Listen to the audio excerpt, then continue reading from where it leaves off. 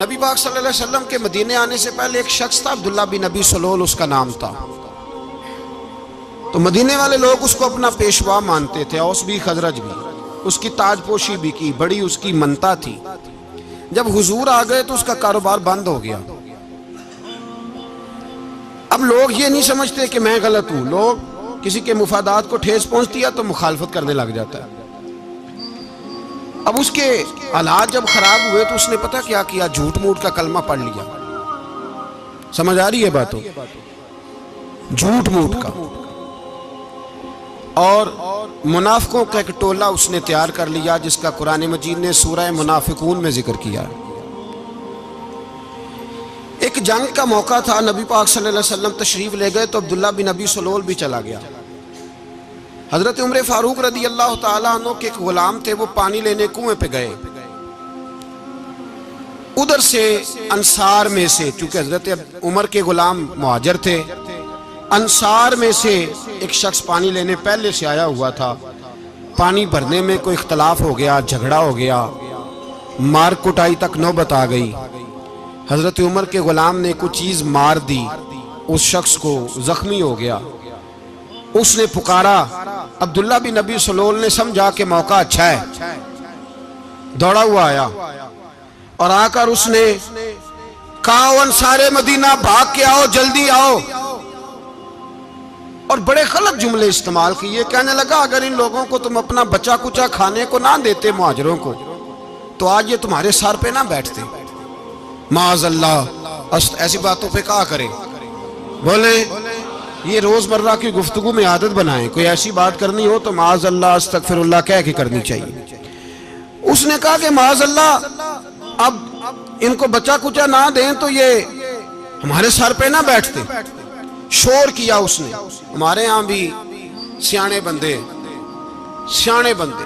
پنچایت کے لوگ وہ کہتے ہیں تو اس برادری کے بچے سے ہی مار کھا ہے، پتہ ہی نہیں چلا، جا اسے مار کے آ، سر پھاڑا، یہ کار پھوڑ دے اس کا سر، اور دیکھ میں دیکھ لوں گا بعد میں جو ہوگا۔ یہ عقل مند لوگوں کے مشورے نہیں، یہ جاہل لوگوں کے مشورے۔ ناراض نہ ہونا، پر یہ نبی پاک صلی اللہ علیہ وسلم نے فرمایا ہے، حضور کا فرمان ہے۔ یہ کن لوگوں کا کام ہے؟ بول کے بتائیں، بول کے۔ پڑھے لکھے سیانے بندے اس طرح کے مشورے یہ بالکل نہیں دیتے، جاہلوں کا کام۔ پکارا، مہاجر سارے اکٹھے ہو گئے، انصار سارے آ گئے، اور جب انصار آئے تو مہاجرین کو بھی پکارا، مہاجر بھی آ گئے۔ اب وہ گتھم گتھا ہونے لگے تو کسی نے جا کے محبوب پاک کے کان میں کہا، یا رسول اللہ وہاں تو مہاجر انصار لڑنے لگے۔ وہ پرانی لڑائیاں پھر سے جاگ گئی ہیں۔ نبی پاک تشریف لائے، حضور نے وہاں لفظ بیان کیے، فرمایا یہ تم نے کیا جاہلوں جیسا کام شروع کیا ہوا ہے؟ یہ کون سا کام ہے؟ اللہ کرے ہم سب اس کام سے باز آ جائے، آمین تو کہنا۔ اور تو اس برادری دے منڈے کوئی مار کھائیں؟ برادری کیا ہوتی ہے؟ برادری تو تعارف کے لیے، اونچ نیچ کہاں سے آ گئی؟ کہا میرے رسول پاک علیہ السلام نے، فرمایا تم جاہلوں جیسے کام کر رہے ہو۔ صلح کرائی، بات رفع دفع کرائی، لوگ چلے گئے، معاملہ ٹھنڈا ہو گیا۔ لیکن عبداللہ بن سلول نے کہا کہ میں یہ موقع خالی نہیں جانے دوں گا۔ پھر گیا وہ اور جا کے انصار مدینہ سے کہنے لگا، ایک دفعہ جا لینے دو مدینے، تم نے میری بات نہیں نہ سنی تو جو وہاں بڑے سردار بیٹھے ہیں ان سے بات کروں گا، اور معاذ اللہ ثم معاذ اللہ ہم ان بے عزت لوگوں کو مدینے سے نکال دیں گے، وہاں صرف عزت والے رہیں گے۔ یہ غلط جملے اس نے ادا کیے جس کو قرآن پاک نے سورہ منافقون میں بیان فرمایا ہے۔ اس نے یہ بات کی۔ ایک صحابی تھے حضرت زید رضی اللہ تعالیٰ عنہ، وہ سن رہے تھے، آ کے عرض کی، یا رسول اللہ صلی اللہ علیہ وسلم عبداللہ بن ابی سلول تو اس طرح کہہ رہا ہے کہ مدینے جا کے عزت والے دوسروں کو نکال دیں گے، اور تم اگر اپنا بچہ انہیں نہ دیتے تو معاذ اللہ آج یہ ایسا نہ کرتے۔ حضرت عمر نے بھی سن لیا، حضرت عمر نے بات سن لی، تلوار نکالی اور دوڑے۔ حضور نے بازو پکڑا، فرمایا کدھر جا رہے ہو؟ کہا یا رسول اللہ اگر آج سزا نہ دی تو کل اور بات بھی کرے گا، اور اگر آج ایک قتل ہو گیا تو باقی سیانے بن جائیں گے۔ یا رسول اللہ مجھے چھوڑے، میں ماروں گا۔ حضور نے فرمایا عمر چپ کر، وہ جھوٹ موٹ کا کلمہ پڑھتا ہے، لوگ کہیں گے کہ محمد ابن عبداللہ نے اپنے ساتھی مارنے شروع کر دیے۔ چپ کر، حوصلہ کر، صبر کر، دلیری کر۔ حضرت عمر کہتے ہیں میری حضور کے کہنے پر میں ٹھہر تو گیا، پر وہ میرے اندر جو آگ لگی ہوئی تھی ٹھنڈی نہیں ہو رہی۔ کہتے ہیں میں چپ تو کر گیا۔ نبی پاک علیہ السلام نے پوچھا عبداللہ بن نبی سلول سے تو نے یہ کہا ہے؟ کہنے لگا حاشا وکلا میں نے بات ہی نہیں کی نا۔ اب لوگ کہنے لگے کہ زید تو نوجوان ہے تو یہ بوڑھا آدمی ہے، چلو صحیح کہتا ہوگا۔ حضور بھی خاموش ہو گئے۔ اللہ پاک نے قرآن مجید نازل فرما دیا، فرمایا اللہ نے سن لی ان کی بات جنہوں نے یہ کہا ہے، اور پھر لفظ بڑے حسین ہے، فرمایا یہ کہتے ہم عزت والے ہیں؟ نہیں، وَلِلَّهِ الْعِزَّةُ وَلِرَسُولِهِ وَلِلْمُؤْمِنِينَ، فرمایا عزت تو اللہ کے پاس ہے، اللہ کے رسول کے پاس ہے، اور عزت تو مومنوں کے پاس ہے، مومنین کے پاس عزت ہے۔ یہ قرآن پاک نے سارا مضمون بیان کر دیا کہ عبداللہ بن نبی سلول غلط کہتا ہے اور حضرت زید صحیح کہتے ہیں۔ حضور نے کچھ نہیں فرمایا، جا رہا ہے قافلہ۔ جب مدینے کی سرحد آ گئی نا، حدود مدینہ منورہ کی شروع ہوئی، تو عبداللہ کا اپنا بیٹا، اس کا نام بھی عبداللہ بن عبداللہ تھا، اپنا بیٹا اس کا بڑا مخلص جانثار غلام تھا میرے رسول پاک صلی اللہ علیہ وسلم کا، وہ تلوار لے کے مدینے کی حد پہ کھڑا ہو گیا اور کہنے لگا میرے باپ تو نے اتنی بے ایمانی کے لفظ کہے کہ میں ان کو نکال دوں گا؟ کہے اپنی زبان سے کہ میں ذلت والا ہوں، رسول پاک کو اللہ نے بڑی عزت عطا فرمائی، کہے ورنہ میں تیری گردن کاٹ دوں گا۔ بول کہے حضور بھی عزت والے اور نبی پاک کے غلام بھی عزت، کہے اپنی زبان سے کہے میرے رب کا یہ فرمان ہے وَرَفَعْنَا لَكَ ذِكْرَكَ، حبیب میں خود تیرے لیے تیری شانوں کو بلند فرما دوں گا۔ تو کہا تو دشمن ہو کے کہنے لگا میرے بیٹے مجھے معاف کر دے، مصطفیٰ تو بڑی عزتوں والے، ان کے غلام شانوں والے۔ جب بیٹا تلوار لے کے سامنے کھڑا ہوا، شہرت ہوئی، اب نبی پاک نے حضرت عمر کی طرف دیکھا، کہا عمر تیری بات صحیح تھی، اب جو ہوا یہ زیادہ صحیح تھا، وہ میں نے تجھے کہا حوصلہ کر، تدبر کر، وقت کا انتظار کر، یہ صحیح ہوا کہ وہ صحیح تھا۔ تو حضرت عمر فاروق کہنے لگے یا رسول اللہ میں گواہی دیتا ہوں آپ واقعی اللہ کے سچے رسول ہیں صلی اللہ اتنی اچھی رائے، وقت فیصلہ کرتا ہے، تدبر سے چلے، دانائی سے چلے، علم پیدا کریں، بردباری۔ ہمیں کئی دفعہ سجدہ صاف کرنا پڑتا ہے، ہم جو کہتے ہیں بات اس کے الٹ نکل آتی ہے۔ ہم کسی شخص کے بارے میں کچھ تبصرہ کر بیٹھتے ہیں، کچھ عرصے کے بعد ہمیں پتہ چلتا ہے کہ وہ تو ایسا تھا ہی نہیں، ہم نے غلط بات کر دی۔ ہم بغیر تحقیق کے، بغیر تفتیش کے، حوصلہ نہ ہونے کی وجہ سے، صبر نہ ہونے کی وجہ سے ہم بہت سارے کام کر گزرتے ہیں، پھر ہمیں نقصان ہوتا ہے۔ اپنی زندگی میں حلم نہ چھوڑیں، حوصلہ نہ، لڑائیاں ہوتی ہیں نا گھروں میں، اس کی وجہ خامد ہوتا ہے، بیوی نہیں ہوتی۔ یہ بات گھر جا کے بتانا کہ آج انہوں نے کہا ہے۔ لڑائی کی وجہ کون ہوتا ہے؟ نہ بولو تسی، پر میں تے آنکھ ہی چھڑیا ہے، وہ تو ریکارڈ ہو گیا ہے۔ لڑائی کی وجہ کون ہے؟ جڑے باتیں لڑتے ہیں وہ کوندے ہی نہیں پے۔ وجہ کون بنتا ہے جی؟ کیوں بلا؟ اس لیے کہ نبی پاک صلی اللہ علیہ وسلم نے فرمایا عورت کی عقل آدھی ہے تو تیری تو پوری ہے نا، جس کا مطلب ہے لڑائی اگر بچ سکتی تھی تو مرد کی وجہ سے بچ سکتی تھی، گھر میں امن ہو سکتا تھا۔ کہتے ہیں جی یہ بڑی بیوقوف ہے، میری سنتی نہیں۔ تو میں نے کہا جو اس سے بحث کر رہا ہے وہ سیانا ہے؟ بولیں، جو بحث کر رہا ہے وہ عقل مند ہے؟ بندہ تو چلو تھا وہ دانشور، شیکسپیئر، باتیں بعض اوقات اس کی کچھ ایسی ہیں۔ اس سے کسی نے پوچھا تھا عورتوں سے کون جیت سکتا ہے بحث میں، تو اس نے کہا تھا وہ جو ان سے بحث نہ کرے، جو ان سے بحث۔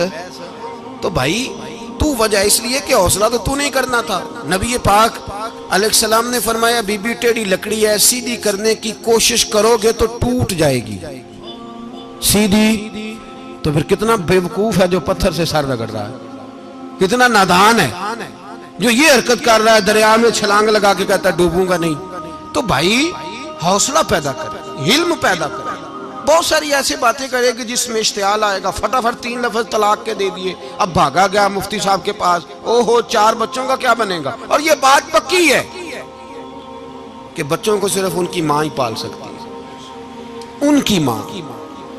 اور بات مجھے نہیں بھولتی، ایک شخص نے بیوی کو طلاق دے کے دوسری شادی کی. اس کا بیٹا تھا 10 سال کا. تو اس نے اپنے بیٹے سے کہا کہ بیٹے بتا پرانی اماں صحیح تھی یا یہ صحیح ہے؟ اس نے کہا نہیں ابا وہ تو جھوٹ بڑے بولتی تھی، یہ صحیح ہے. وہ جھوٹی تھی، وہ جھوٹ بڑے بولتی تھی میری سگی اماں، یہ سچ بولتی ہے. اس نے کہا وہ کیسے؟ کہنے لگا اس لیے کہ میں کوئی شرارت کرتا تھا تو میری سگی اماں مجھے تھپڑ مارتی تھی اور کہتی تھی تجھے روٹی نہیں دے رہی، جا دوڑ جا گھر سے.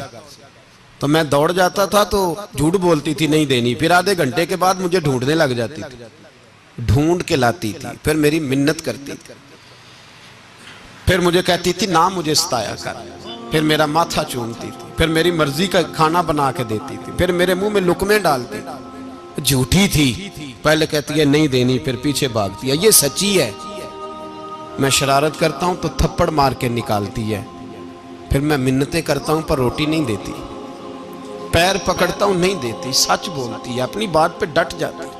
او بھائی بچے اس کی ماں ہی پال سکتی ہے، تو نے 3 جملے کہتے سوچا ہی نہیں، تیرا کا گیا تو یہ تو نئی بیوی ملے گی، اور اس کا بھی کیا گیا، اس کو بھی شاید شوہر مل جائے. ان پھولوں کی پرورش صرف ان کا مالی کر سکتا ہے، دوسرا کر سکتا تو نے حوصلہ ہی نہیں کیا. ٹھیک ہے غلطی بیوی کی تھی پر تو مرد تھا نا، تیرے پاس تو دلیری تھی. فٹافٹی 3 طلاق کے جملے کہہ دیے. اور میرے رسول پاک علیہ السلام نے فرمایا جائز کام بڑے ہیں پر طلاق جائز تو ہے پر میرے رب کو پسند نہیں، اللہ کو پسند. تو نے مالی بگا دیا جس نے تیرے گھر کا باغ سینچنا تھا. تو بھائی یہ حوصلہ نہیں، درجنوں طلاقیں، 20 کیس، اور ابھی وہ شادی کے پورے کپڑے نہیں پہنے تو طلاق پہلو. اس کی وجہ یہ کہ حوصلہ نہیں، صبر نہیں، رضا نہیں، ہم احساس نہیں کرتے. اگر تو یہ سمجھ جائے کہ بس اللہ نے جو میرے لیے بہتر سمجھا مجھے دے دیا، صحیح ہے میری آزمائش ہے، کیا ہے کچھ ہے جو اس نے بہتر سمجھا مجھے اس نے، پھر تو سکھی ہو جائے، تیرے لیے جینا آسان ہو جائے، پھر تو بہت ساری پریشانیوں سے آزمائشوں سے دور ہو جائے. میرے نبی پاک علیہ السلام نے ہمیں حوصلہ کرنے کا حکم دیا، دلیری. 2-3 سال شاید پچھلے سال یا اس سے پچھلے سال حج کے موقع پہ نا ہمارے پاکستان میں تو بڑے بڑے انوکھے واقعات ہوتے ہیں. سننے سے کیا میں کہتا ہوں وہ عبرت کے لیے ہوتے ہیں. جعلی ویزے لگوا دیے حج کے کسی ایجنٹ نے، اللہ کے مہمانوں کو بھی لوگ لوٹ لیتے ہیں. جعلی ویزے لگوا دیے. اور مزے کی بات یہ ہے کہ پاکستانی ایئرپورٹ سے گزر بھی گئے وہ ویزے والے، اور احرام باندھے لوگ جدے پہنچ گئے. 4 آدمی تھے، انہوں نے ویزا دیکھا تو کہا نقلی آپ کو واپس جانا پڑے گا. اگلی فلائٹ سے وہ لوگ واپس آئے. آپ مجھے بتائیے ان کی جب وہ چھوٹے چھوٹے کلپ آئے، میڈیا نے ان کی باتیں سنی تو ان کے آنسو نہیں تھمتے تھے. ایک آدمی احرام باندھ کے گیا ہے، معمولی سمجھتے ہیں آپ؟ میرے جیسا غریب آدمی کبھی اس نے ارادہ کیا اور مدینے جانے کا لیٹ ہو جائے تو کلیجہ پھٹنے کو آتا ہے. کچھ مجبوریاں پیروں میں آ جائے، نہ جا سکے تو پتہ نہیں کتنی توبہ کرنے کو دل کرتا ہے کہ کہیں غلطی تو نہیں ہو گئی، کوئی ایسی بات تو نہیں نکل گئی. یقین کریں طبیعت پریشان ہو جاتی، یار کوئی ایسا کام تو نہیں ہوگا جس کی وجہ سے یہ بات ہوئی. 4 آدمی لوٹ آئے، حالات خراب ہو گئے، لوگ رو رو کے قصے سناتے تھے. لیکن میرے رسول پاک علیہ السلام کا حوصلہ دیکھو. حضور کعبے کا بھی کعبہ، حضور مالک، حرم کے مالک مطلق، جن کے صدقے اللہ نے کعبہ کو بیت اللہ بنایا. حاجیو آؤ شہنشاہ کا روضہ دیکھو، کعبہ تو دیکھ چکے اب کعبے کا بھی کعبہ دیکھو. حضور 1400 صحابہ کو لے کے گئے عمرہ کرنے. مقام حدیبیہ پر پہنچے تو کافروں نے روک لیا، ہم عمرہ نہیں کرتے. تو اور میں خادم اور جو وارث و مالک ہیں 1400 صحابہ، ہم نہیں عمرہ کرنے دیتے، واپس جائیے. صلح لکھی جا رہی ہے. صلح کی شرطیں کیا ہیں؟ مکے سے کوئی آدمی غلطی سے بھی مدینے چلا گیا، مکے کا آدمی، تو مسلمان اگر ان کے ظلم سے تنگ آ کے، مکی مسلمان کافروں کے ظلم سے تنگ آ کے مدینے چلا گیا تو مدینے والے واپس کریں گے. اور اگر مدینے سے کوئی شخص غلطی سے بھی مکے چلا گیا تو مکے والے واپس نہیں کریں گے. اتنی سخت شرائط. حضرت عمر غصے سے کانپنے لگے, صحابہ پریشان ہیں, پر میرے رسول پاک نے صبر دکھایا, حوصلہ, تدبر. یہ تدبیر ہے, صبر ایک بہترین تدبیر ہے, اگر کوئی اپنائے تو بہترین طریقہ ہے. حضور نے فرمایا ہمیں منظور ہے, صلح کرو. اور اتنا سخت حکم ہے, کہنے لگے 1400 احرام والے واپس جائیں, بعد میں آنا, اس وقت نہیں عمرہ کرنے دیں گے. میرے نبی پاک علیہ السلام, مجھے بتاؤ, مجھے اور آپ کو دکھ ہوتا ہے تیاری ہو تو پروگرام رہ جائے, تو اگر احرام باندھا ہو اور اللہ کے رسول نے بندھوایا ہو تو حضور واپس لوٹنے لگے تو کتنی تکلیف کی بات ہے. حضور نے فرمایا چلو آئندہ آئیں گے. معاہدہ لکھا جا رہا ہے, حضرت علی معاہدہ لکھ رہے ہیں, لکھو محمد الرسول اللہ صلی اللہ علیہ محمد الرسول اللہ صلی اللہ علیہ وسلم اور قریش مکہ کے بیچ معاہدہ. یہ تحریر لکھی جا رہی تھی تو ابو سفیان بول پڑا, کہنے لگا جی ہم محمد الرسول اللہ نہیں نکلنے دیں گے معاذ اللہ, یہی تو ہمارا جھگڑا ہے. اگر آپ کو رسول اللہ مان لیا تو پیچھے رہ کیا گیا, محمد ابن عبداللہ لکھیں. حضور نے حضرت علی سے فرمایا رسول اللہ کاٹ کے محمد ابن عبداللہ لکھو. حضرت علی لکھ رہے تھے, محمد رسول اللہ لکھا تھا, فرمایا رسول اللہ کاٹ کے محمد ابن عبداللہ لکھو. تو حضرت علی کہنے لگے حضور مجھے یہ لفظ کاٹنا نہیں آتا, حضور مجھے یہ لفظ کاٹنا. کسی صحابی نے اعتراض نہیں کیا کہ لکھنا آتا تھا, کہا مجھے کاٹنا. حضور نے دوبارہ کہا علی کاٹ دو. کہا یا رسول اللہ مجھے یہ لفظ کاٹنا نہیں آتا. میرے حبیب نے تیسری دفعہ کہا علی کاٹو. تو شیر خدا نے قلم چھوڑا, ہاتھ باندھے اور کھڑے ہو کہنے لگے محبوبہ مجھے تیرے قصیدے لکھنے آتے ہیں, کاٹنے کوئی نہیں آتے, میں مجبور ہوں, مجھ سے نہیں ہوتا. کوشش کرتا ہوں, نہ قلم اٹھتا ہے نہ ہاتھ چلتا ہے. میرے حبیب پاک نے قلم پکڑا اور لفظ رسول اللہ خود کاٹ کے محمد ابن عبداللہ کرایا. بھائی وقت گزر گیا, صلح ہو گئی. یہ تدبر, یہ حوصلہ, یہ تدبیر میرے نبی نے فرمائی. اب تو 1400 کو مکے نے نہ داخل ہونے دیا, لیکن ایک سال ہی گزرا, تھوڑا ہی وقت گزرا, میرے رسول پاک 10,000 کو لے کے مکے میں داخل ہو گئے. 10,000. اس نے فائدہ دیا. حکمت کیا تھی, تدبر کیا تھا. قریش روز لڑائی کرنے آ جاتے تھے, تبلیغ ہی نہیں کرنے دیتے تھے. ان سے صلح ہو گئی تو نبی پاک نے کیسر کو خط لکھا, کیسر روم کو, ہرکل کو. دور دراز تبلیغ پھیل گئی, مسلمان 100,000 سے زیادہ ہو گئے. ان کی طرف سے اب وہ لڑائی بند ہو گئی. میرے حبیب پاک علیہ السلام کے حوصلے نے کمال دکھایا, اس تدبیر نے فائدہ دیا امت مسلمہ کو. 10,000 کا لشکر لے کے حضور کعبے میں داخل ہوئے. کل جو ابو سفیان کہتے تھے نا محمد رسول اللہ لکھنے نہیں دوں گا, آج وہ خود کہہ رہے تھے اشہدو ان لا الہ الا اللہ واشہدو ان محمد رسول اللہ صلی اللہ علیہ. کل جو کہہ رہے تھے کہ میں یہ لفظ نہیں لکھنے دوں گا, آج ابو سفیان کی حویلی میں لاکھوں لوگ, ہزاروں لوگ بیٹھے تھے اور سارے کہہ رہے تھے محمد الرسول اللہ محمد الرسول اللہ محمد الرسول اللہ صلی اللہ علیہ وسلم. میرے محبوب کی تدبر نے, فقاہت نے, اور پھر کمال ہوا.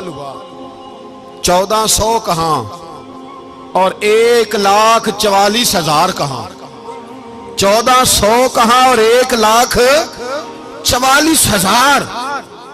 1400 کو نہیں جانے دیا عمرہ کرنے. میرے رسول پاک 1,44,000 کو لے کے حج کرنے چلے گئے. حضور نے حج کیا, ہر طرف لبیک لبیک کی صدائیں بلند ہوئی. یہ میرے نبی پاک کا تدبر ہے, حوصلہ ہے. اگر وقتی طور پہ حوصلہ کر جاؤ گے, دلیری کر جاؤ گے, آنے والا وقت آسان ہو جائے. حوصلہ نہیں, صبر نہیں, سکون نہیں, 2-4 باتیں, یہاں تک کہ لوگ ابا جی کی بات برداشت نہیں کرتے. ایسے جملے کہہ دیتے ہیں جو دوبارہ پلٹ کے نہیں آتے. ماں کو لفظ نہیں بولتے, باپ کی روح تک چھلنی کر دیتے ہیں وہ جملے. لیکن لوگ اس وقت حوصلہ کرنے, اور ہم پنجابی لوگوں نے تو گنجائش ہی بڑی دے دی ہے. کہتے ہیں بچہ ہے جے ایک ہی ہے, ایک میں حوصلہ کرے کی ہے ماشاءاللہ. تو اگر جوان ہو گیا تو کہتے ہیں گرم خون ہے مکہ کب. اگر بوڑھا ہو گیا تو کہتے ہیں بوڑھوں میں حوصلہ نہیں ہوتا, نہ بچے میں نہ تو کس میں حوصلہ ہوگا؟ بولے کسی میں بھی نہیں. چھٹی سب کو فتویٰ مل گیا نا, یہ بچہ ہے جی, ابھی یہ تو بچہ ہے, آپ تو سیانے بیانے ہیں, یہ بچہ ہے. کمال ہو گئی ہے بھائی, کیا مطلب ہے بچہ ہے؟ بچے کو سارا پتہ ہے, ہر چیز اسے آتی ہے, حوصلہ کرنا ہی نہیں آتا. اور پھر کہہ دیا وہ تو گرم خون ہے. وہ کیا بات کرتے ہو, گرم خون؟ ابے کے گلے پڑ گیا گرم خون, اس کو کھڑا کرو نا ایس پی کے سامنے اور اس کو کہو مار تھپڑ اس کے منہ پہ, تیرے گرم خون کا پتہ چلے. غریب کے یہ گلے پڑ گیا, اس کو کھڑا کرو ایس او کے سامنے, پھر پتہ چلے گا خون کتنا گرم ہے. وہاں بالکل چپ ہے, بالکل خاموش ہے. اور گرم خون اس کا صرف اماں کے لیے, جلال صرف رہ گیا اگر غریب گھر کی بیٹی بیاہ کے لایا تو صرف اس کے لیے. کوئی ایسی بات نہیں. ہم بڑے سیانے, ہمارا غصہ بڑا سمجھدار ہے, ہمارا وہ گرم خون بڑا سیانا ہے. وہ جہاں دیکھتا ہے کہ معاملہ ہلکا ہے تو وہاں وہ گرم خون جلال میں, اور جہاں دیکھتا ہے کہ سامنے والا تگڑا ہے تو وہاں وہ گرم خون فوراً ٹھنڈا ہو جاتا ہے. حوصلہ پیدا کرے. زندگی حوصلے مند لوگ جیتے ہیں, جو حوصلے مند نہیں ہوتے وہ تو زندگی کا ایک سال لطف سے نہیں جی پاتے. حوصلہ کریں, مسکرائیں. میرے نبی پاک صلی اللہ تعالی علیہ وسلم نے نا عثمان بن طلحہ, کعبے کی چابی ان کے پاس ہوتی تھی, تو حضور نے ایک دن فرمایا عثمان, اچھا یہ نہیں تھا کہ عثمان خاص لوگوں کو چابی کعبہ کھول کے دکھاتے تھے, بلکہ ان کو قریش کی جانب سے یہ حکم تھا کہ جو بھی تجھے کہے تو نے کعبے کا دروازہ کھول دینا. نبی پاک علیہ الصلوۃ والسلام نے نا ہجرت سے 2-4 دن پہلے کہا کہ عثمان ذرا چابی دو, میں نے کعبہ اندر سے دیکھنا ہے. بڑے ٹھنڈے دل سے ذرا سننا, ادھر دیکھو میری طرف, ادھر دیکھیے گا ذرا میرے بھائی. میں نے ایک بندے سے کہا یار پانی کی بوتل دینا دکاندار سے, ایک ہے اس نے کہہ دیا نہیں میرے پاس. اس بات کا کوئی غصہ بولیے, اور اگر وہ کہے سارے زمانے کو ملے گی آپ کو نہیں دینی, پھر بولیں میرا خیال ہے چپ کر کے ہنس کے آ جائیں گے, سوال ہی نہیں پیدا ہوتا. ہم کہیں گے مجھے نہیں نہ دینی, تو نے تو دکان اٹھا یہاں سے, بند کاری سے. کیا مطلب ہے سب کو دینی ہے تجھے نہیں دینی, کیا معنی ہے اس کا؟ لے کے جاؤں گا, جھگڑا ہوگا, بحث کریں گے. عثمان بن طلحہ سے حضور نے فرمایا دروازہ کھولو, کعبہ دیکھنا ہے. عثمان کہنے لگا میں ساری دنیا کو دکھاؤں گا, آپ کو نہیں دکھاؤں گا. کتنی سخت بات ہے, پر قربان جائیں رسول اللہ کے حوصلے پہ صلی اللہ علیہ. عثمان کہتے ہیں میں نے یہ بات کی تو نبی پاک مسکرانے لگے, اور میں اچھا نہیں دینی, تو حضور نے نا مسکرا کے اور میری کمر پہ تھپکی دی, فرمایا اچھا یاد رکھنا یہ چابی میں تجھ سے لے لوں گا, اور جس کو میرا دل کرے گا میں اس کو دوں گا. عثمان کہتے ہیں روز رات کو نبی پاک کے یہ جملے میرے کانوں میں گونجا کرتے تھے, گونجتے تھے کہ حضور نے فرمایا. کہتے ہیں جس دن پتا چلا نا نبی پاک 10,000 کا لشکر لے کے آ رہے ہیں, تو ابو سفیان میٹنگیں کر رہے تھے, مکے کے سارے سردار تیاری کر رہے تھے, اور میرے کانوں میں ایک ہی لفظ تھا کہ حضور نے فرمایا میں چابی لے لوں گا, پھر جس کو میں چاہوں گا اسے دوں گا. عثمان کہتے ہیں حد ہو گئی, وقت گزر گیا, حضور آ گئے, طواف فرمایا, اور طواف کے بعد میرے نبی پاک علیہ السلام نے فرمایا بلاؤ نا ذرا عثمان کو. عثمان کہتے ہیں میں چابی لے کے آیا تو دوسرا جملہ کوئی نہیں. ساڑھے نا کوئی بندہ مشورہ دے وے دی نہ منیے, تے جے کام مونجو ہو جائے نا, جن جو نے مشورہ دیتا سی تے وہ نال ہی غوث پاک بن جاندا ہے. تینوں آکھیا سی نا, فوراً ہی داتا علی اجویری ہو جاندا ہے. وہ کہندے تینوں پتہ نہیں میں کڈا ولی اللہ, تینوں میں آکھیا سی نا انج نہ کر, اور بندہ پریشان ہوتا ہے کام الٹ ہو گیا, اور لاگوں آکھی جاندا ویکھو جی میں تے تانوں پہلوں ہی آکھیا سی. جی عجیب بات ہے, شیخ چلی کی طرح پیچھے پڑ جائے گا, میں نے تو پہلے ہی کہا تھا. او بس کر یار, اب تو خواجہ معین الدین اجمیری ہو گیا, بس کر. مشورہ ہی ہوتا ہے, کسی کا مل جاتا ہے اور کسی کا نہیں لیا جاتا. فوری طور پہ بندہ اٹھ کے نا تو ولایت کی 4تھی سیڑھی پہ چڑھ جائے گا, کہے گا میں تو ابدال وقت ہوں, میں کتب دورہ ہوں, میں نے تجھے کہا نہیں تھا. بس کر یار, کئی دفعہ مشورے صحیح ہوتے ہیں, کئی دفعہ صحیح. بولیے نبی پاک صلی اللہ علیہ وسلم کی احد کے دن خواہش یہ تھی کہ اندر رہ کے لڑنا ہے. جوان صحابہ نے کہا باہر جا کے لڑائی کرنی ہے, حضور نے باہر جا کے جنگ کی. بظاہر مسلمانوں کو شکست ہوئی, حضور نے ایک دفعہ نہیں کہا کہ میں نے تمہیں کہا نہیں تھا اندر رہنا ہے, بس ہو گیا جو ہو گیا. اب اس میں فٹافٹ اگلے کو حوصلہ دو، کوئی عرض نہیں یار. نبی پاک سب بولیے صلی اللہ علیہ وسلم، میرے حبیب پاک علیہ السلام نے نا کہا عثمان کو بلاؤ. عثمان آئے تو عثمان کہتے میں نے چابی دی تو میں تیار تھا، میں تیار تھا کہ اب میری بات ہوگی اور رسوائی ہوگی. لیکن کہتے ہیں قربان جائیں مصطفیٰ نے تو یہ جملہ بھی نہیں کہا کہ میں نے تجھے کہا نہیں تھا، یہ بھی نہیں کہا. حضور نے چابی لی، کعبے کے بت صاف کیے، نماز پڑھی، واپس آئے. فرمایا عثمان میرا وعدہ تھا تیرے ساتھ کہ جس کو میں چاہوں گا چابی دوں گا، یہ لو چابی میں تجھے ہی دینا چاہتا ہوں، لے لو رکھ لو. عثمان کہتے ہیں وہ چابی نہیں میرے طرف آ رہی تھی، میری طرف ایمان آ رہا تھا. وہ چابی نہیں آ رہی، ایمان آ رہا تھا میری جانب. کہتے ہیں میرے ہاتھوں میں چابی آئی اور میری زبان پہ کلمہ توحید جاری ہو گئی. بھائی تدبر، حوصلہ، صبر، رضا. ہمیں تو ٹائم بھی نہیں گزارنا آتا. گھر کا ماحول، گھر کے اندر رہ کے لوگ دکھی ہیں، اس لیے کہ ہماری طبیعتوں میں حوصلہ نہیں، ایک منٹ کے لیے نہیں، ایک سیکنڈ کے لیے بھی ہم یہ برداشت نہیں کرتے کہ چلو تھوڑا انتظار کریں، وقت کو دیکھیں، موقع کو دیکھیں.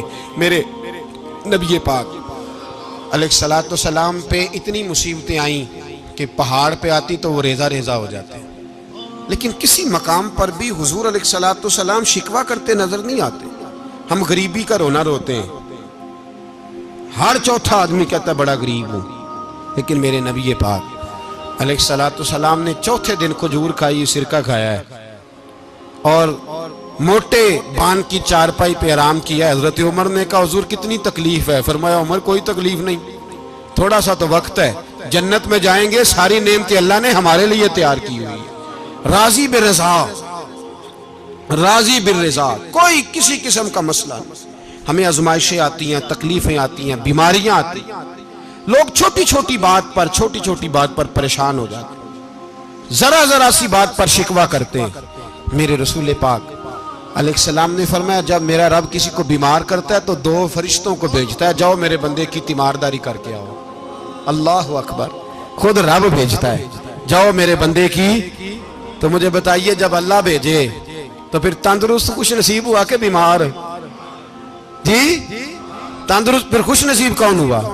میرے نبی پاک صلی اللہ علیہ وسلم نے فرمایا رب 2 فرشتے بھیجتا ہے، فرماتا ہے پتہ کر کے آؤ میرے بندے کا اس کا کیا حال ہے، حالانکہ اللہ سارا ہی جانتا ہے. فرشتے آتے ہیں، واپس جاتے ہیں، رب کریم پوچھتے ہیں بتاؤ میرا بندہ کیا کہتا تھا؟ اللہ تجھے سارا ہی پتہ ہے، پر ہم سے پوچھتے تو بتا دیتے ہیں. وہ یہ کہتا تھا کہ میں اپنی رب کی رضا پہ بڑا ہی راضی ہوں. وہ تیری حمد کر رہا تھا، تیری تعریف کر رہا تھا، تیرا شکر کر رہا تھا، تیرے لیے کلمات حمد بیان کر رہا تھا. تو میرے نبی پاک علیہ السلام فرماتے ہیں، اللہ فرشتوں سے فرماتا ہے سنو پھر اگر میں اپنے بندے کو اس بیماری میں شفا دوں گا تو اس تندرستی سے زیادہ اچھی تندرستی دوں گا جو پہلے اسے عطا کی ہوئی تھی، پہلے سے اچھی صحت دوں گا. اور اگر اسے اس بیماری میں موت دوں گا تو پھر مرتے ہی اس کے لیے میں جنت کا فیصلہ فرما دوں گا. بھائی جب تو راضی بالرضا رہتا ہے، راضی بالرضا، بڑی سادی سی بات ہے بھائی. آپ گھر گئے روٹی مانگی تو اگر کسی نے کہا نا کہ اتنی تھکاوٹ ہے ٹائم پہ آیا کریں اس وقت، تو روٹی تو وہ بھی مل گئی پر اس میں لذت، وہ سکون نہیں، وہ سکون نہیں. میری اماں جی سالن پکا کے رکھ لیتی تھی تو روٹی جب بھی کوئی مانگتا تھا تو تازی بنا کے دیتی تھی، ان کی طبیعت تھی. تو میں اکثر ان سے کہتا کہ اماں جی پکا کے رکھ دیا کرو. تو کہتے تمہیں خوشی نہیں ہوتی جب تمہاری اماں تازی پکا کے دیتی ہے؟ خوشی ہوتی ہے، طبیعت میں خوشی ہوتی ہے. ان کا مزاج تھا، ذوق تھا، تو ہم سمجھتے تھے یار یہ بڑی سعادت کی بات. تو آپ گھر گئے رات کو تو گھر والوں سے کہا روٹی، تو فوراً اٹھے فوراً، اور انہوں نے کھانا تازہ بنایا اور ساتھ یہ بھی کہا باہر سے نہ کھایا کرے بندہ بیمار ہو جاتا ہے. کتنی ٹھنڈک پہنچتی ہے آدمی کے دل کو، سکون ملتا. تو بھائی بیماری تو آپ نے کاٹ لی لیکن ساتھ کہو ہو بڑا بیمار ہوں، میں نے تو اتنے گناہ بھی نہیں کیے، ظلم بھی نہیں کیا، کسی کو کچھ بھی. اب بیماری تب بھی کٹ گئی پر بڑی آزمائش، مریض ڈاکٹر کے گلے پڑ رہا ہے، اس کے لواحقین جھگڑے کر رہے ہیں، بیماری وہ بھی کٹ گئی. اور ایک بیمار وہ ہے جو چارپائی پہ لیٹا ہے اور کہتا ہے جس طرح میرا اللہ راضی اسی طرح میں بھی راضی. تو بیماری اس کی بھی کٹ گئی. حضرت یونس علی نبینا علیہ السلام نے ایک دن حضرت جبریل امین ملنے آئے تو جناب یونس علیہ السلام کہنے لگے اے جبریل اللہ کے نیک بندوں میں جو اللہ کو اس وقت سب سے زیادہ پسند ہے نبیوں کے بعد، توجہ کرنا بات پر، جو سب سے زیادہ اللہ کو پسند ہے نبیوں کے بعد ولیوں میں، اور سب سے زیادہ اللہ جس کو اللہ کی بارگاہ میں عبادت گزار لکھا جاتا ہے، میری اس بندے سے ملاقات کرا۔ تو حضرت جبریل نے جناب یونس علیہ السلام کو ساتھ لیا تو ایک شخص کے پاس پہنچے جو آنکھوں سے اندھا تھا، دونوں ہاتھ اس کے سلامت نہیں تھے اور پورے جسم میں پیپ جاری تھی، ریشہ تھا۔ جب جا کے السلام علیکم کہا نا حضرت یونس نے، اس نے وعلیکم السلام کے بعد پہلا لفظ پتہ کیا کہا؟ اس نے کہا یا اللہ تیرا شکر ہے، یا اللہ تیرا، آپ بھی ادا کریں اللہ کا شکر، یا اللہ تیرا، اللہ تیرا شکر ہے۔ تو حضرت یونس علیہ السلام کہنے لگے تو شروع سے اس طرح کا ہے، نابینا بھی اور ہاتھوں سے معذور بھی اور سارا جسم شروع سے؟ تو بڑے ہی خوبصورت لفظ اس بیمار نے کہے، کہنے لگے نہیں حضور میں بالکل ٹھیک ٹھاک تھا، جب تک میرے رب نے چاہا کہ یہ دنیا کو دیکھے تو تب تک اس نے مجھے آنکھیں دیں، اور جب اس نے چاہا کہ اب اس کا دیکھنا بہتر نہیں تو اس نے واپس لے لی۔ تو یا اللہ تیرا شکر ہے، اللہ تیرا شکر ہے۔ پھر کہا جب تک اس نے چاہا کہ میرے ہاتھ رہے تب تک رہے، جب اس نے چاہا کہ میرے لیے بہتر نہیں تو اس نے لے لیے، تو یا اللہ تیرا شکر ہے۔ جب تک اس نے چاہا کہ میرا جسم صحیح و سلامت رہے تو رہا، اور جب اس نے چاہا کہ میرے لیے بہتر نہیں تو مجھے بیمار کر دیا، تو یا اللہ تیرا شکر ہے۔ تو حضرت یونس علیہ السلام کہنے لگے جبریل واقعہ یہ اللہ کا سب سے زیادہ شکر گزار بندہ ہے، سب سے زیادہ عبادت گزار بندہ ہے، سب سے زیادہ۔ میرے نبی پاک علیہ السلام نے فرمایا میرا مومن ہر حال میں ہی نفع میں ہے، نعمت ملے تو شکر کر کے نفع، مصیبت آئے تو صبر کر کے نفع، اپنی زندگی میں تحمل، بردباری، علم پیدا کرے، حوصلہ پیدا کرے۔ ہر آنے جانے والے شخص کے مزاج کے مطابق اسے نہ ملے، اپنا مزاج صحیح رکھے، اپنی طبیعت کے مطابق اپنے ماحول کو برقرار رکھیں۔ علم کے ساتھ گزارا کرو گے تو رشتہ داروں سے بھی بنی رہے گی، دوستوں سے بھی بنی رہے گی، ہر ایک سے تعلق رہے گا۔ اور اگر آپ کے اندر یہ حوصلہ نہیں تو پھر سارے معاملات پریشانی کا شکار ہو جائیں گے۔ یہ تو آج کا مضمون تھا۔ ہمیں نا لوگ مشورہ دیتے ہیں، کہتے ہیں پیر صاحب درویشوں کو سیاست کی بات نہیں کرنی چاہیے، دیتے ہیں نا مشورہ لوگ؟ جی تھوڑا تھوڑا بول دیں، تھوڑا تھوڑا دیتے ہیں نا۔ اگرچہ ہم ان کی بات نہیں مانتے، اس لیے کہ اقبال نے کہا تھا جدا ہو دین سیاست سے تو رہ جاتی ہے چنگیزی، جدا ہو دین سیاست سے تو۔ اور پہلا فکرہ یہ ہے کہ جلال بادشاہی ہو یا جمہوری تماشا ہو، جدا ہو دین سیاست سے تو رہ جاتی ہے۔ اس نے کہا جب سیاست اور دین علیحدہ علیحدہ ہوتے ہیں تو چنگیز خان اور ہلاکو خان پیدا ہوتے ہیں۔ سیاست جب تک مسجد کے اندر رہتی ہے تب تک پاک صاف رہتی ہے، وہ گندی ہوتی تب ہے جب مسجد سے نکل جاتی ہے۔ حضرت علی کے زمانے تک مسجد میں رہی، پاک صاف رہی، یزید باہر لے گیا تو گندی ہو گئی، حضرت عمر بن عبدالعزیز دوبارہ مسجد میں لے آئے تو پھر پاک ہو گئی۔ لیکن پھر بھی ایک ساتھی نے مجھے کہا تو اس کی بات میں، سب کی باتیں نہیں مانتا، اس کی بات میری سمجھ میں آئی۔ وہ کہنے لگا جی اصل بات یہ ہے کہ سیاسی تبصرے تجزیے ہم اخباروں میں ٹی وی پہ جا کے بیٹھیں، جا کے بڑی مہربانی میری طرف دیکھیں، وہ ہم سنتے رہتے ہیں تو ہمارا دل کرتا ہے مسجد میں صرف ہم رسول اللہ کا پیار ہی سنیں۔ تو میں نے کہا یار تیری بات دل کو لگتی ہے، یہ بات صحیح ہے، چلو یہ نیت اچھی ہے، یہ تیرا نظریہ ٹھیک ہے، مان گئے ہم۔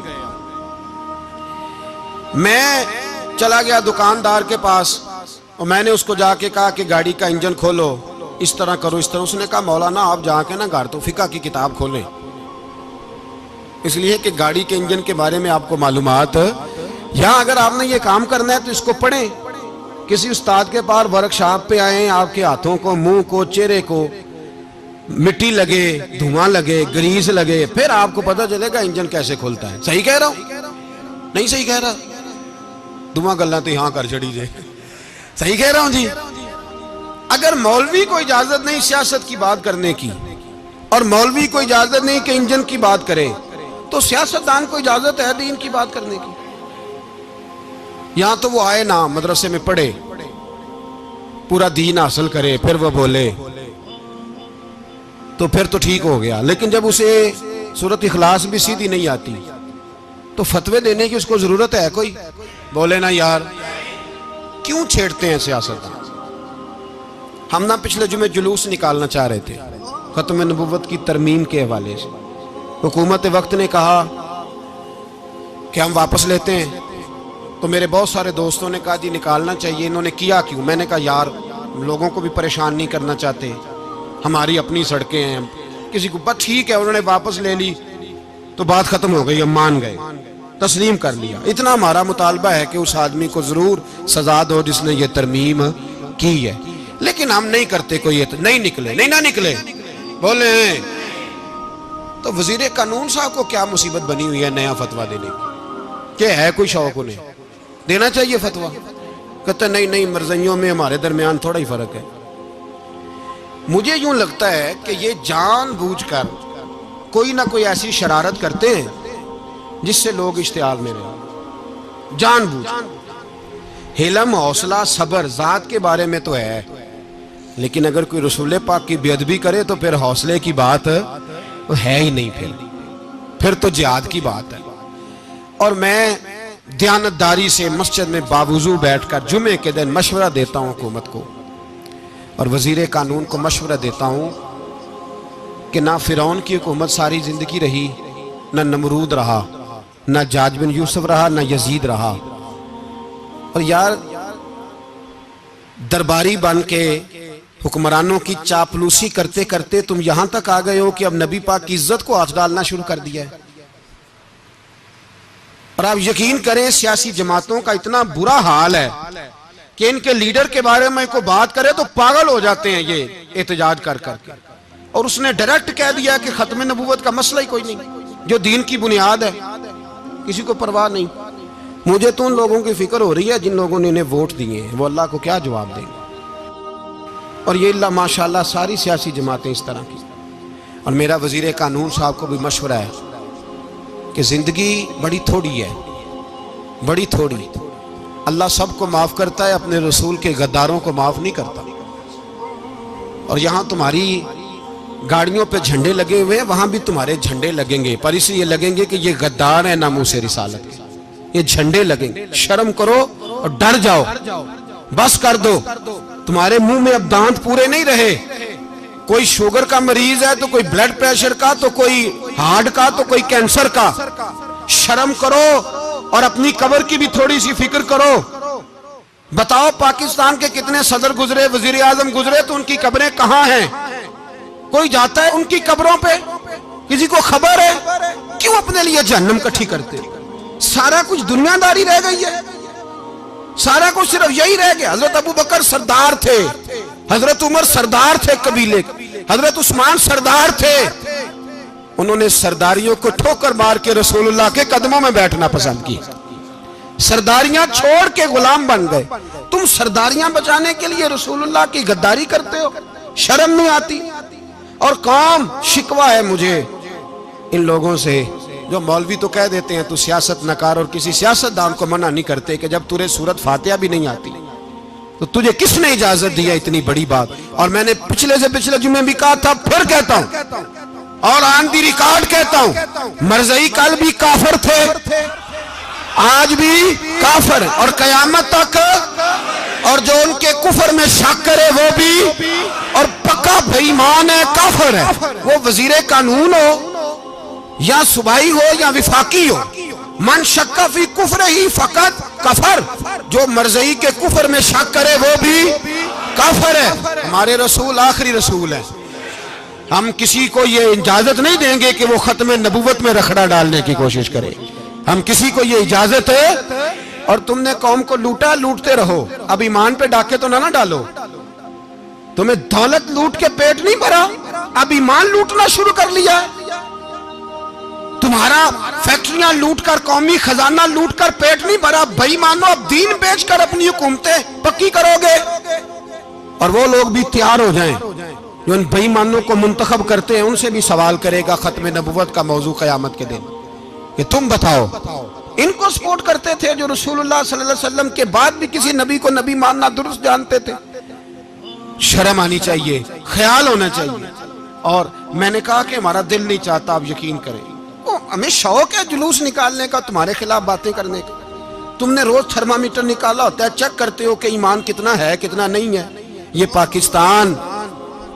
پاکستان اگر صوبہ سندھ ہے تو وہ حضرت عبداللہ شاہ غازی کا ہے، اگر بلوچستان ہے تو حضرت بابا عبد الرحمان کا ہے، اور اگر پشاور ہے تو وہ صوفیاء کا ہے، اور اگر یہ دھرتی پنجاب ہے تو یہ داتا علی اجویری کی ہے، یہ بابا فرید الدین کی ہے۔ اس میں کسی غدار کو قبضہ کرنے کی اجازت بالکل نہیں ملے گی۔ اور ہم وہ لوگ بھی نہیں جو چپ کر کے اندر سوتے رہیں، قوم جو کرتی ہے کرتی رہے، ہمیں پرواہ نہیں، نہ ایسی کوئی بات نہیں۔ کوئی بندہ نہ سمجھے کہ انہیں ہوش نہیں، انہیں پتہ نہیں، ہمیں سارا کچھ ہی آتا ہے۔ پھر اگر کل کو کوئی ممتاز قادری پیدا ہو گیا تو شکوہ نہ کرنا، کل کو کوئی پھر سے عامر چیمہ نکل آیا تو شکایت نہ کرنا، یاد رکھنا۔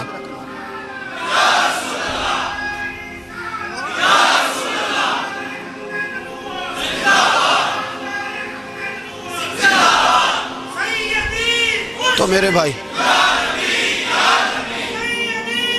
کھل کے بولے یا نبی رسول کے صلی اللہ علیہ وسلم۔ تو یہ مشورہ،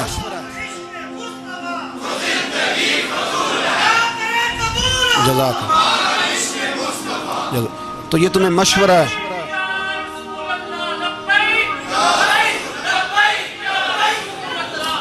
میری بات سنیں، یاد رکھیں، یہ لوگ بعد میں پچھتاتے ہیں، پھر مناظرے کراتے پھرتے ہیں، اس نے صحیح کیا کہ غلط کیا، پھر انہیں ہوش آتی ہے بعد میں، پھر ان کے حواری نکل کے میدانوں میں دلیلیں دیتے ہیں۔ اس لیے ہمارا مشورہ ہے انہیں کہ یہ اپنی حد میں رہیں، اور جو کام تمہارے ذمہ، میں نے کہا نا تم نے بڑا لوٹا، یہ قوم روز تمہیں موقع دیتی ہے لوٹنے کا، یہ موقع دیتی ہے، تو تم نے دولت لوٹ کے پیٹ نہیں بھرے، اب ایمان لوٹنے کے چکر میں آ گئے ہو۔ یاد رکھو، مسلمان گناہگار ہیں، غدار نہیں ہیں۔ تمہیں دولت لوٹنے کا تو شاید موقع مل گیا ہے، پر ایمان لوٹنے کا موقع نہیں ملے گا، تو اس لیے اس کو لگام دو۔ اور ویسے بھی کتا جو پالتو ہوتا ہے نا، اس کو گھر کے اندر سنگلی سے باندھ کے رکھنا چاہیے۔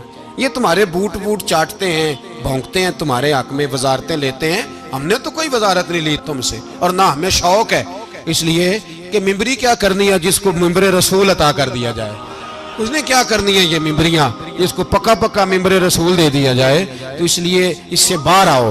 میں نے کہا بڑے بڑے نمرود، فرعون، قارون دفن ہے، تمہارا بھی نام تک نہیں ہوگا، بالکل نام نہیں ہوگا۔ اس لیے ہمارا مشورہ، اور آپ لوگ بھی آئیں نا یہ اگلے سال، تو ان کو کھڑا کر کے پوچھ لینا، اسلامی جمہوریہ پاکستان کا تم نے MPM بننا ہے، پہلا کلمہ ہی صحیح سنا دو، چلو خدا کا واسطہ یہی بتا دو کہ تمہیں نماز بھی ڈھب سے آتی ہے کہ نہیں، اور آپ کی موج ہے، آپ بٹھا لیتے ہیں سر پہ، کیا کریں، سمجھانے والے مفت گناہگار ہو گئے اور بہکانے والے سب تمہارے یار ہو گئے۔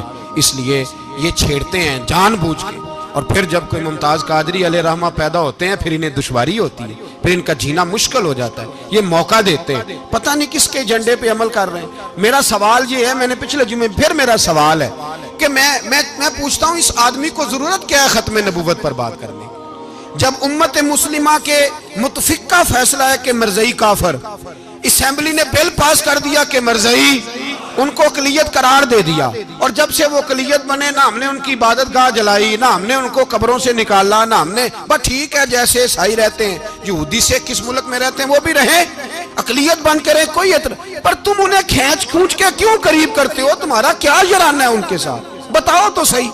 ان لوگوں سے ان کو چاہیے اپنے منہ میں لگام ڈالیں، اور اگر نہیں ڈالیں گے پھر انشاءاللہ ڈالی جائے گی، اور بڑی تگڑی ڈلے گی، اور پھر ایسی ڈلے گی۔ سلمان تاثیر جب مرا تھا نا تو 5-5 لاکھ روپیہ مولویوں کو آفر کی جنازہ پڑھاؤ، 5-5 لاکھ روپیہ چھوٹے چھوٹے مولویوں کو۔ اور داتا صاحب کی مسجد کے خطیب بھی صوبائی جو تھے وہ خطیب تھے، ملازم تھے، انہوں نے کہا کہ ایمان نہیں بیچنا، نکالنا نوکری سے تو نکال دو۔ اور بادشاہی مسجد کا مولوی جس کا پتہ ہی نہیں چلتا کبھی کدھر چلا جاتا ہے کبھی کدھر، یہاں تو وہ بھی کھڑا ہو گیا، اس نے کہا نا ایمان نہیں بیچنا۔ گورنر ہاؤس کی مسجد کا امام کہنے لگا کہ بخشا جانا نہ جانا یہ تو رحمت الہی کا معاملہ ہے، پر اتنا گندا جنازہ نہیں پڑھنا، اتنا گندا جنازہ نہیں ہم پڑھیں گے، مرنے کے بعد تمہارے جنازے نہیں پڑھے جاتے، تمہاری قبریں خراب ہوتی ہیں، کدھر ہیں تمہاری دولتیں؟ اور وہ مولوی آج تک پتہ ہی نہیں کدھر گیا جس نے اس غلیظ کا گندا جنازہ پڑھایا. تو بھائی اپنی قبر حشر کو جب جہاں تمہارے جنازے نہیں پڑھے جا رہے تو وہاں تمہارا کیا حال ہوگا. اس لیے ان لوگوں کو چاہیے کہ اپنی زندگی اس طرح گزاریں کہ کچھ نہ کچھ منہ لے کے سرور کائنات کے پاس چلے جائیں، ورنہ ایسا نہ ہو کہ یہاں بھی پھٹکار اور وہاں بھی پھٹکار. اس لیے ہمارا مطالبہ ہے حکومت سے کہ شرم کرو اور ایسے بھائی مانوں کو، کالے ناگ جو تم نے بھرتی کی ہوئے ان کو نکالو، اور اگر تعریفیں کروانی ہو، تلوے چٹوانے ہو تو اندر کمروں میں ان سے چٹوا لیا کرو. ان سے کہو کہ یہاں ہماری نوکری کرو، باہر نکل کے رسول اللہ صلی اللہ علیہ وسلم کے دین کے بارے میں گفتگو نہ کرو. اس لیے کہ اللہ تبارک و تعالیٰ نے اس دین کے اندر بڑا حسن اور بڑا جذبہ رکھا ہوا ہے، بڑا وقار ہے. ہمارا مطالبہ ہے حکومت سے کہ ختم نبوت کے مسئلے پر کوئی سیاستدان گفتگو نہ کرے. آپ تائید کرتے ہیں اس بات کی؟ اس پر کوئی سیاستدان کوئی گفتگو. ہمارے پاس بڑے تماشے ہیں سیاست کرنے کو، باقی تماشوں پہ سیاست کرو. یہ رسول اللہ کی ناموس کا معاملہ ہے، یہ چھیڑنے کی تمہیں اجازت. مجھے سمجھ نہیں آتی یار، جب بات ختم ہو گئی، اسمبلی نے بل واپس لے لیا، تو صوبائی وزیر قانون کو آخر تکلیف کیا ہے؟ آپ کے پاس جواب ہے کوئی اس بات کا؟ یہ بات ختم ہو گئی، ہم نے جلوس نہیں نکالنا، چھوڑ دیا، خاموش ہو گئے. علماء نے میٹنگیں بلائی تھی، کینسل کر دی، ٹھیک ہے جی بات. اب دوبارہ سے کیوں چھیڑتے ہو؟ پھر کہتے ہیں احتجاج ہوتا ہے، شور ہوتا ہے. تم خود ایسی حرکتیں کرتے ہو جس سے افراتفری پیدا ہوتی ہے. یہ ملک رسول اللہ کے نام پہ بنا ہے، اور قیامت تک یہاں وہی ہوگا جو میرے رسول پاک صلی اللہ علیہ وسلم کی رضا ہوگی، اور نبی پاک کے قانون کے خلاف کوئی قانون یہاں چل سکتا؟ اللہ ہمیں سمجھنے کی توفیق عطا فرمائے.